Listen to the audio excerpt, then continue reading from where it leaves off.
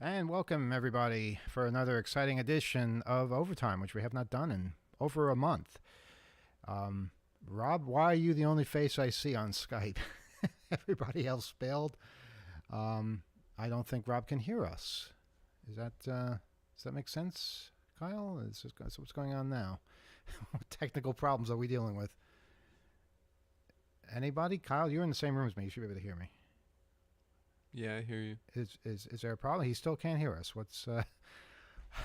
How can we go from a working board to a non-working board in 5 minutes? The others have stepped away. I'd like I to cannot step hear you away. through Skype. I can hear you through YouTube. Okay, that means you're hearing us like many seconds after we talk. Okay, Kyle, what changed? Okay, there you are. What do you mean? There I am. I've been here the whole time. Oh I hear you. We hear you now. We hear you now. Live, you hear me? Yes. Yes. Okay, good. This is unbelievable. And we are live on YouTube. You step away for a month and everything breaks without you touching it. How is that possible? How is that possible? But that's what's happening on so many levels. We can't leave without things just completely disintegrating. Yeah, what is the problem? You'd think What? using it would be the problem. No, it's not using it. That's the problem.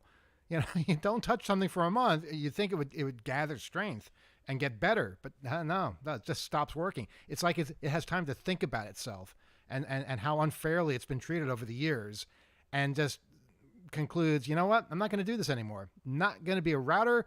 I'm not going to be a board. I'm not going to be a laptop. And Alex, I don't know what you're doing, but it looks like you're spinning in circles. You're running down a corridor somewhere. What's going on? Exactly. Yeah, I am. I'm in the middle of many different things at the moment. Yeah, but I will have to say though that my time here on overtime this evening is unfortunately going to be limited to I think another few minutes. Because I do have to go a little bit early tonight. So maybe we could take some early calls. Maybe we could call the show Undertime. How about that? I think that might be a bit better. Underwhelming, under time. Yeah, let's take some phone calls if we can, if the phone is working. Yeah. We haven't even picked up the phone yet to see if there's a dial tone. 802 Right. 321 hack, right? Mm-hmm. 4225. Okay. I'm just getting a message now from YouTube saying YouTube is not receiving enough video to maintain smooth streaming. As such, viewers will experience buffering. Well, first of all, we're not a video show; we're just audio. But apparently, our bandwidth has been reduced. It's not It's- happy yeah. with how much bandwidth we have right now. We had a call. I heard the phone ring. Did you pick it up or not? Of course. Okay, so we have a call. Okay. Let's hear us. If I was a piece of technology looking to thwart all of our efforts, I would make it so that the caller could not hear us. Caller, can you hear us? Yes, I can. Well then, okay, but my voice somehow changes when we have a caller. Okay, what's on your mind? Tell us what's going on. I called Verizon to try to get them to fix the hum on my phone line. We hear it. And they- That's quite a hum you got there. For once, it's not our Yes. hum. It is not your hum. It's on every single call that I get Wow. or that I make. And they told me we are now ready to switch to FiOS, and we refuse to treat Uh-huh. your copper. And we give you 20 days to make some sort of decision what you're going to do. And after the 20 days, it's doomsday. Yeah, that's what they do all around the country now, maybe even the world. I just realized, guys, there's probably no way you can hear the caller, right? Is that right, Rob? Indeed, we can't. We can try and bring it up on the screen on the stream here and listen to it with a delay. Yeah, it'll be a good long delay. And also our voices get awfully weird when we have the caller up. Yes.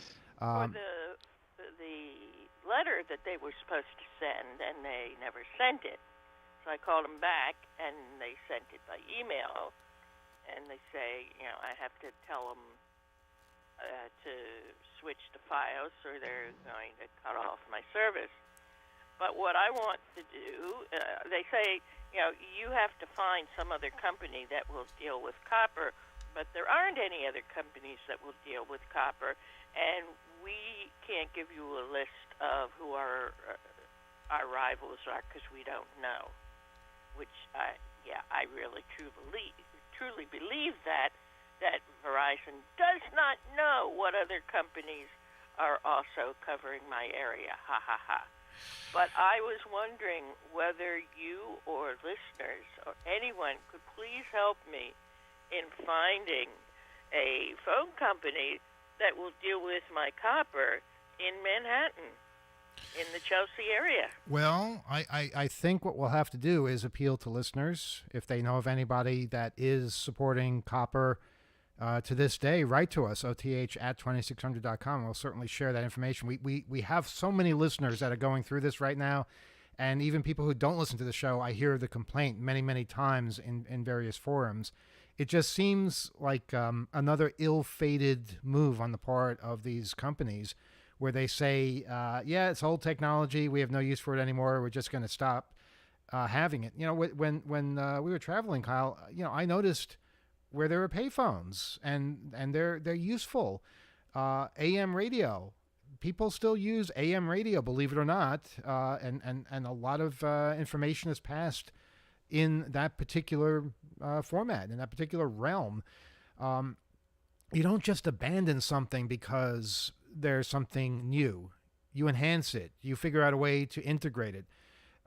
Having a landline, having a copper line that doesn't require you to run a generator or to have some power source between you and the central office, that's a godsend when there's a hurricane, when there's a blizzard, when there's an earthquake, because many times you will lose power, but you will not lose that landline.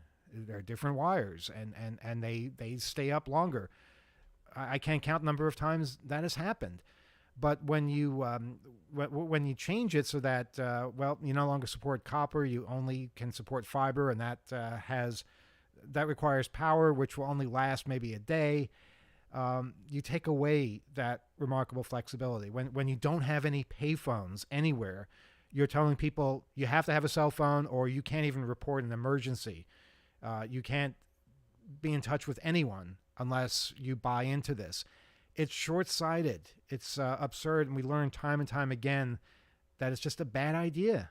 And I'm sorry it's happening to you. I'm sorry it's happening to all of us, because copper lines are a good thing to have. They really are. They're not as fast for data as a cell phone, perhaps.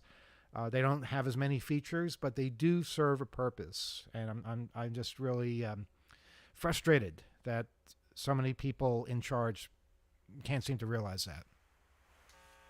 I'd like to give you... Yeah, it's one of those crazy issues. I mean, we have a microwave oven in our house. Those came out and they were a fantastic new appliance and wave of the future, and they do so many things more quickly and more conveniently than traditional stoves and ovens.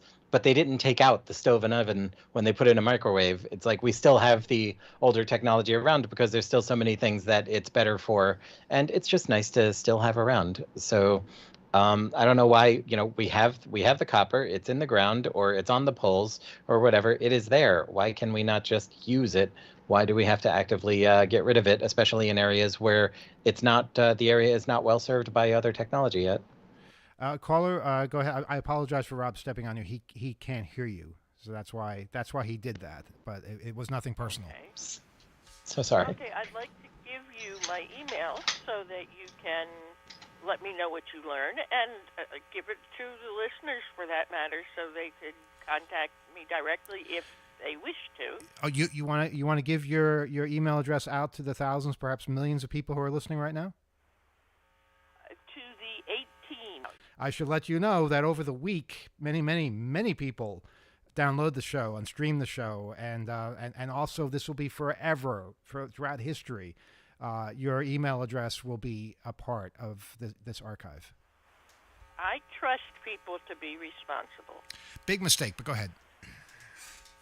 EEF as in Frank, www@yahoo.com. Yahoo.com. You have courage. I'll say that. Yahoo.com takes courage. Okay. It If does. You say so. It does. Yeah. But thank you. I was thinking about the 11-year-old also, Uh-huh. and I was wondering whether they said he had to do 5 things, and I think 4 things were mentioned, and I was wondering whether there was any sort of thing that he did to help make up for all the school that all the other kids lost. Well, I don't think the kids expect him to do anything to make up for that. But in this last year of stay-at-home teaching, I think there's plenty of opportunity if there are days that actually need to be made up to do that. I don't think that was really the issue. I think the issue here, as it is in most cases, is lack of control of the people supposedly in charge. That's what drives them crazy, when an 11-year-old is the one running things. And I think that's what made them panic. That's what made them overreact. And hopefully lessons will be learned by them. We'll see. Thanks for your call. We're going to see if we can take any more. I know this is very frustrating, people not being able to interact. We're going to fix this. We're going to figure this out. Oh, I just got an update from FedEx. They just now admitted that the package only now just left Indianapolis instead of at 9 in the morning.